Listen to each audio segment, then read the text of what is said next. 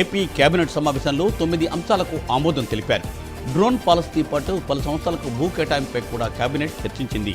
Drone కార్పొరేషన్ను స్వతంత్ర విభాగంగా చేస్తూ cabinet నిర్ణయం తీసుకుంది.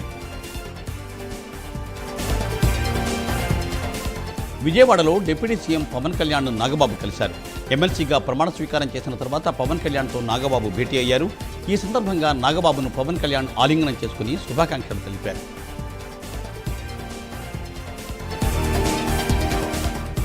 రాష్ట్రంలో జేసీబీ పాలన పోయి పేదలకు పట్టాలిచ్చే ప్రభుత్వం వచ్చిందని మంత్రి నారా లోకేష్ అన్నారు. మంగళగిరి నియోజకవర్గంలోని ఉండవల్లిలో మన ఇల్లు మన లోకేష్ కార్యక్రమానికి శ్రీకారం చుట్టారు. ఇందులో భాగంగా మొదటి విడతలో 3,000 ఇళ్ల పట్టాలను ఆయన పంపిణీ చేశారు. రెడ్ బుక్లో చట్టాన్ని ఉల్లంఘించిన వారి పేర్లు ఉంటాయని, వారికి తగిన విధంగా శిక్ష ఉంటుందన్నారు లోకేష్. రెడ్ బుక్ చూసి ఒకరికి గుండెపోటు వస్తే మరొకరు చేయి విదిగిందని లోకేష్ కామెంట్ చేశారు. తన భర్త పరిటాల రవి హత్యలో జగన్ పాత్ర కూడా ఉందని రాప్తాడు ఎమ్మెల్యే పరిటాల సునీత సంచలన ఆరోపణలు చేశారు. ఆ రోజు సీబీఐ వైఎస్ జగన్ను కూడా విచారించిందని ఆమె గుర్తు చేశారు. తోపుదుర్తి సోదరులు వారి స్వార్థం కోసం ఫ్యాక్షనిజాన్ని ప్రోత్సహిస్తున్నారని పరిటాల సునీత ఆరోపించారు. టీవీ బాంబు గురించి మాట్లాడుతున్న వారు కారు బాంబు గురించి ఎందుకు ప్రస్తావించడం లేదని నిలదీశారు. సూట్ కేసు బాంబు కూడా ఎవరు పెట్టారో చెప్పాలని ఆమె డిమాండ్ చేశారు.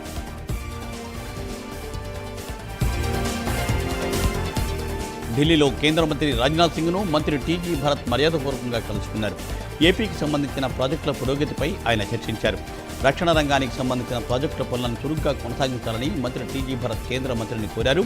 దీనిపై కేంద్ర మంత్రి రాజ్నాథ్ సింగ్ సానుకూలంగా స్పందించారు. ప్రాజెక్టుల పురోగతిని పర్యవేక్షించేందుకు ప్రత్యేకంగా చర్యలు తీసుకుంటామని కేంద్ర మంత్రి హామీ ఇచ్చారు. వైసీపీ మాజీ ఎమ్మెల్యే వల్లభనేని వంశీ బెయిల్ పిటిషన్పై విచారణను హైకోర్టు వారం రోజులు వాయిదా వేసింది. కేసు పూర్తి వివరాలు సమర్పించాలని పోలీసులకు ఆదేశాలను జారీ చేసింది. కింది కోర్టు వల్లభనేని వంశీకి బెయిల్ నిరాకరించడంతో ఆయన హైకోర్టును ఆశ్రయించారు. వంశీ పిటిషన్ను విచారణకు స్వీకరించిన ధర్మాసనం వాదనలు విన్న తర్వాత వాయిదా వేసింది.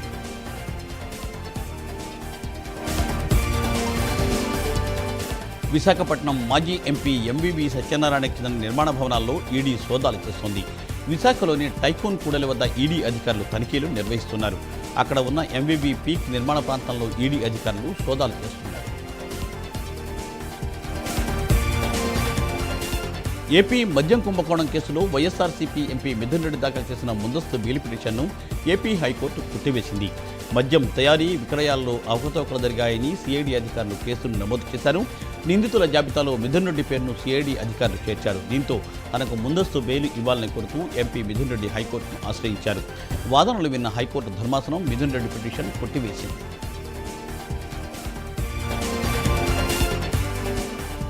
జడ్జీల ఆస్తుల విషయంలో సుప్రీంకోర్టు కీలక నిర్ణయం ప్రకటించింది. జడ్జీల ఆస్తుల వివరాలు వెల్లడించాల్సిందేనని సుప్రీంకోర్టు స్పష్టం చేసింది.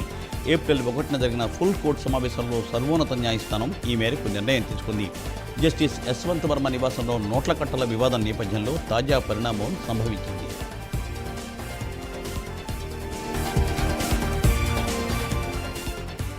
ఉప ఎన్నికలు రావంటూ అసెంబ్లీలో సీఎం రేవంత్ రెడ్డి చేసిన వ్యాఖ్యలపై సుప్రీంకోర్టు సీరియస్ అయింది. గతంలోనూ సీఎం రేవంత్ ఇలాంటి వ్యాఖ్యలే చేశారని ధర్మాసనం గుర్తు చేసింది. సీఎం రేవంత్ కొంత సంయమనం పాటించాలని సుప్రీంకోర్టు సూచించింది. ఇలాంటి వ్యాఖ్యలను కోర్టు ధిక్కారం కింద పరిగణించాల్సి ఉంటుందని సుప్రీంకోర్టు స్పష్టం చేసింది. పార్లమెంటు సెంట్రల్ హాల్లో టీపీసీసీ అధ్యక్షుడు మహేష్ కుమార్ గౌడ్ ఆధ్వర్యంలో తెలంగాణ మంత్రులు, ఎంపీలు, ఎమ్మెల్యేలు సోనియా గాంధీ, రాహుల్ గాంధీని కలిశారు. తెలంగాణ కులగణనపై అసెంబ్లీలో బిల్లు పెట్టి ఏకగ్రీవంగా ఆమోదం తెలిపిన విషయాలు, నిన్న ఢిల్లీ జంతర్ మంతర్ వద్ద బీసీ సంఘాల దీక్ష తదితర అంశాలను వారు వివరించారు. తెలంగాణ మంత్రివర్గ విస్తరణ ఏఐసీసీ పరిధిలో ఉన్న అంశమని టీపీసీసీ అధ్యక్షుడు మహేష్ కుమార్ గౌడ్ చెప్పారు. టీపీసీసీలో ముఖ్య నేతలందరి అభిప్రాయాన్ని ఏఐసీసీ తీసుకుందని మహేష్ కుమార్ తెలిపారు. విస్తరణలో కొన్ని ఇబ్బందులున్నాయని ఆయన అంగీకరించారు. 6 కేబినెట్ బెర్తల కోసం పార్టీలో పోటీ నెలకొంది ఉందని మహేష్ కుమార్ చెప్పారు. సరైన సమయంలో మంత్రివర్గ విస్తరణపై ఏఐసీసీ ప్రకటన చేస్తుందని చెప్పారు మహేష్ కుమార్ గౌడ్. ఉచితంగా ఎల్ఆర్ఎస్ అని హామీ ఇచ్చిన కాంగ్రెస్ సర్కార్ ఇప్పుడు మాట తప్పినందుకు రాష్ట్ర ప్రజలకు క్షమాపణ చెప్పాలని మాజీ మంత్రి కేటీఆర్ డిమాండ్ చేశారు.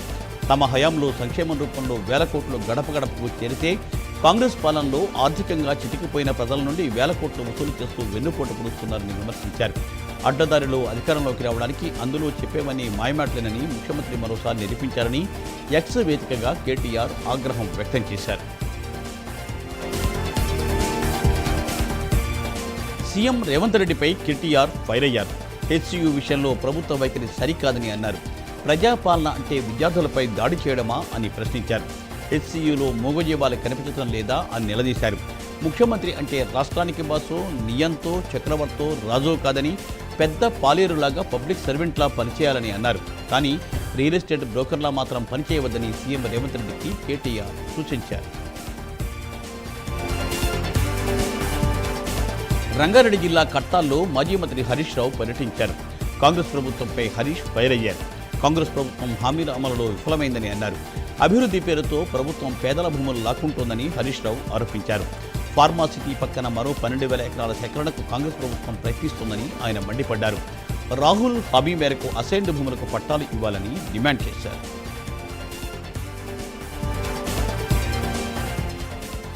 ఉమ్మడి ఆదిలాబాద్ జిల్లాకు ఎయిర్పోర్టుతో పాటుగా జిల్లా నుండి నేరుగా హైదరాబాద్కు రైల్వే మార్గం మంజూరు చేసిన ప్రధాని నరేంద్ర మోదీకి బీజేఎల్పీ నేత ఏలటి మహేశ్వర్ రెడ్డి ప్రత్యేక ధన్యవాదాలు తెలిపారు.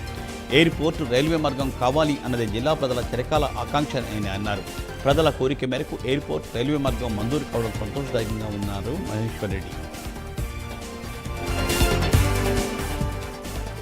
పాస్టర్ ప్రవీణ్ పగడాల మృతిపై జ్యుడిషియల్ కమిషన్ వేయాలని రిటైర్డ్ ఐపీఎస్ అధికారి బాబురావు కోరారు. ప్రవీణ్ కేసులో ఏం తేలుతుందో అని యావత్ ప్రపంచం ఎదురుచూస్తోందని అన్నారు. సోషల్ మీడియాలో వైరల్ అవుతున్న వీడియోలన్నింటినీ పోలీసులు స్వాధీనం చేసుకోవాలని అన్నారు. అలాగే ప్రవీణ్ ఇంటి దగ్గర నుండి యాక్సిడెంట్ స్పాట్ వరకు ఉన్న సీసీ ఫుటేజ్ని పోలీసులు కలెక్ట్ చేయాలని అన్నారు. అంతేకాకుండా మత విద్వేషాలు రెచ్చగొట్టే వారిపై చర్యలు తీసుకోవాలని కోరారు బాబురావు.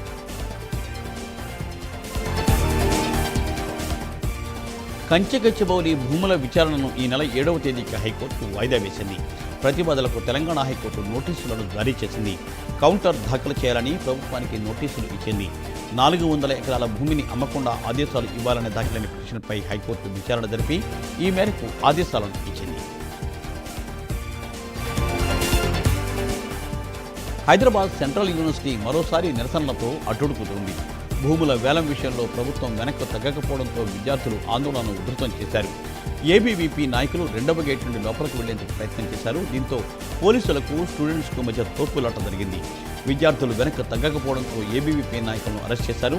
మరోవైపు విద్యార్థులను కట్టడి చేయడానికి యూనివర్సిటీలో పోలీసులను భారీగా మోహరించారు.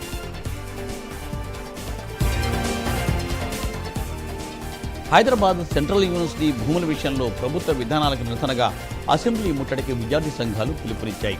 ఓయూలో పోలీసుల అప్రజాస్వామిక సర్కులర్ వెనక్కి తీసుకోవాలని విద్యార్థి సంఘాలు డిమాండ్ చేస్తున్నాయి. విద్యార్థి సంఘాల పిలుపుతో అధికారులు అప్రమత్తమయ్యారు. సచివాలయం వద్ద భారీగా పోలీసులను మోహరించారు. ముట్టడికి ప్రయత్నించిన విద్యార్థి సంఘాల నేతలను పోలీసులు అడ్డుకున్నారు.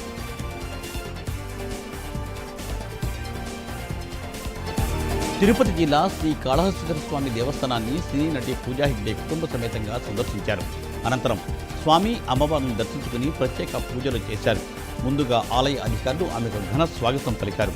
వేద పండితులు ఆశీర్వచనం అందించి తీర్థప్రసాదాలను అందించారు. ఈ కార్యక్రమంలో temple inspector Hari Yadav, APRO Ravi, ఆలయ అధికారులు, సిబ్బంది పాల్గొన్నారు.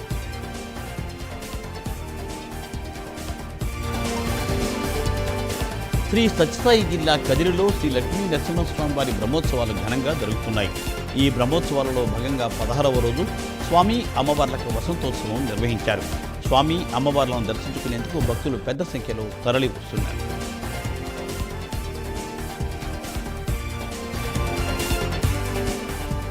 హనుమకొండ జిల్లా కమలాపూర్లో శ్రీ సీతారామచంద్ర స్వామి వారి ఆలయంలో కళ్యాణ మహోత్సవాలు ఘనంగా జరుగుతున్నాయి. ఈ మహోత్సవాలు ఈ నెల 15వ తేదీ వరకు జరగనున్నాయి. ఈ నెల 6వ తేదీన శ్రీరామనవమిని పురస్కరించుకుని అంగరంగ వైభవంగా స్వామివారి కళ్యాణం నిర్వహించనున్నారు. ఇందుకోసం ఆలయ అధికారులు అన్ని ఏర్పాట్లను చేస్తున్నారు.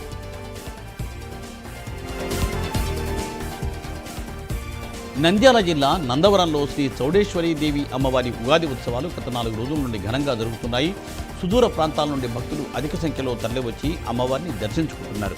ఆలయానికి వచ్చే భక్తులకు ఇబ్బందులు కలగకుండా అన్ని ఏర్పాట్లు చేసినట్లు ఆలయ ఈవో కామేశ్వరి తెలిపారు.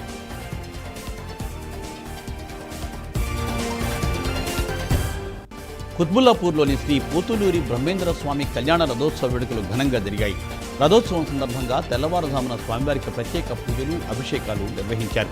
ఈ రథోత్సవంలో భక్తులు అధిక సంఖ్యలో పాల్గొన్నారు.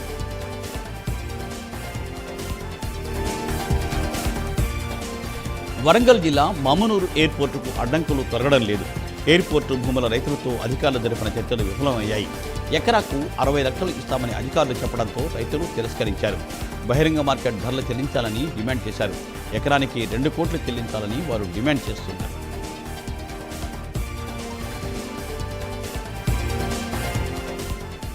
రంగారెడ్డి జిల్లా యాచారం మండలం మేడిపల్లిలో ఉద్రిక్తత నెలకొంది. ఫార్మాసిటీ కోసం సర్వే చేయడానికి వెళ్లిన అధికారులను స్థానికులు అడ్డుకున్నారు. ఎట్టి పరిస్థితుల్లోనూ భూములు ఇచ్చేది లేదని అధికారులతో వారు వాగ్వివాదానికి దిగారు. తహసీల్దార్ అయ్యప్ప ఆధ్వర్యంలో అధికారులు సర్వేకు సిద్ధమవడంతో స్థానికులు నిరసన వ్యక్తం చేశారు.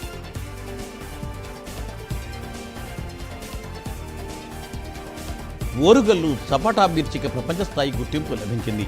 ఓరుగల్లు రైతుల వారసత్వ పంటగా సపాటా మిర్చికి GI ట్యాగ్ ఇచ్చింది. మల్యాల్లోని GVR ఉద్యాన పరిశోధన కేంద్రం శాస్త్రవేత్తల కృషితో చపాటా మిర్చికి ఈ ట్యాగ్ దక్కింది. ప్రపంచవ్యాప్తంగా ఆహార వ్యవసాయ ఉత్పత్తుల జాబితాలో ఓరుగల్లు మిర్చి ప్రత్యేక స్థానం దక్కించుకోవడంపై రైతులు హర్షం వ్యక్తం చేస్తున్నారు.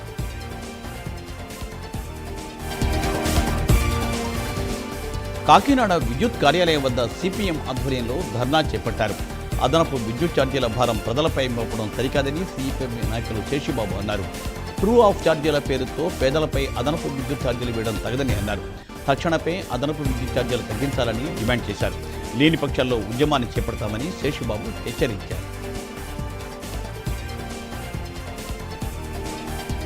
ఫార్మాసిస్ట్ నాగాంజలి కేసులో పోలీసులు దర్యాప్తును వేగవంతం చేశారు.